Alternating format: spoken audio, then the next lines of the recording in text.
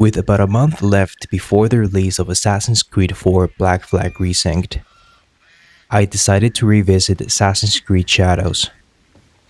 Since it is the most recent title in the franchise, it made sense to familiarize again with its controls and mechanics, especially because it is very likely that Black Flag Resynced will share a similar feel. Since the game's release over a year ago, as of the time of this video, I had only played it for a few months before completely abandoning it and returning to older titles. I had honestly forgotten that I had even pre-ordered the game until I received a notification that the DLC expansion was available to download. In short, I wasn't very happy with the game and consequently lost interest. Coming back to Shadow's parkour system, my initial impressions were that the targeting system felt very restrictive. I found myself instinctively trying to maneuver in the same way I would in older titles such as Assassin's Creed Unity or Assassin's Creed 3, using diagonal climbing and searching for ways to move between corners in tight spaces. However, I was quickly reminded that this parkour system needed to be approached differently. So I started researching what other players had discovered to make the parkour feel more manageable. For context, during my first few hours revisiting the game, I was using the default controller layout, and as we all know by now, it is not well optimized to parkour. It almost felt as though parkour had become an afterthought because the default controllers seemed to prioritize stealth and combat over movement, and that to me did not feel good. After testing different controller configurations suggested by the community and then adjusting them to fit my own preferences, I eventually remapped the controls to feel more similar to AC Mirage or AC Unity. Once that was done, I began exploring the world and experimenting to see what I could accomplish with the system. It had been a while since I last played Shadows, and because I mainly play older titles like AC3 and AC Unity, the transition felt much more noticeable this time around.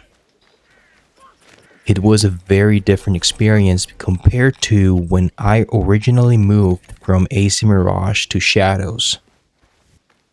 The movement felt significantly more restrictive and magnetic at the same time. I had to adjust to the downtime between animations and the fact that despite the flashy movement, traversal felt heavily limited by the environment itself, which lacked a denser, more parkour-focused design. Ironically, even though now it appears to move and climb faster than almost any other Assassin's Creed protagonist, it often felt meaningless because I couldn't traverse the world as freely as I wanted to, or as freely as previous games had allowed. That being said, after a few hours of testing, I slowly began to understand the flow of Shadow's parkour. It wasn't immediate, but eventually I was able to move around the map with a certain level of consistency and flair. The animation department genuinely did a great job with the movement animations themselves. I just wish they connected more smoothly to one another because some transitions would make the character nearly stop before moving on to the next surface, causing stuttering and interrupting the flow. I'm sure you'll be able to spot one of those in this gameplay video.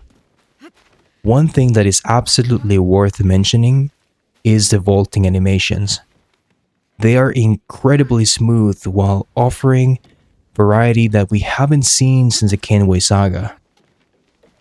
And this reminded me of AC3, still unmatched when it comes to the vaulting animation department. Now, there's something important I wanted to mention. I honestly believe the parkour in this game had the potential to be very good if the environment had been designed more heavily around parkour.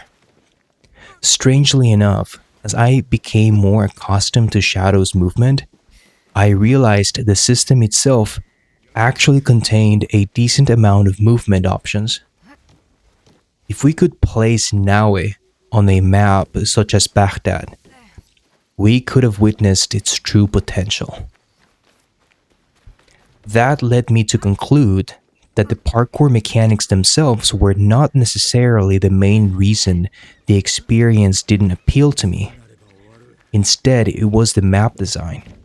The map could have benefited greatly from a denser layout that encouraged freer movement, which is something the franchise has always been known for. Examples I can think of are adding more ropes, beams, and interconnected pathways, which would have offered an easy solution while remaining faithful to the developer's original vision for the setting, which we can agree it is gorgeous.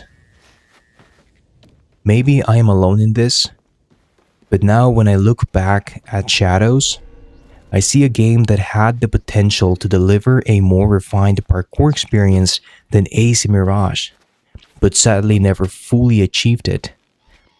At least not for me. Overall, my impressions are mixed. On one end, I appreciate the determination of Ubisoft Quebec to improve upon what was already in the game while adding new features such as a side jump from AC Unity or the free jump. On the other hand, the stiffness and magnetism that this system unfortunately suffers from led me to abandon this game and move to other Assassin's Creed games with fluid parkour and less restricting movement.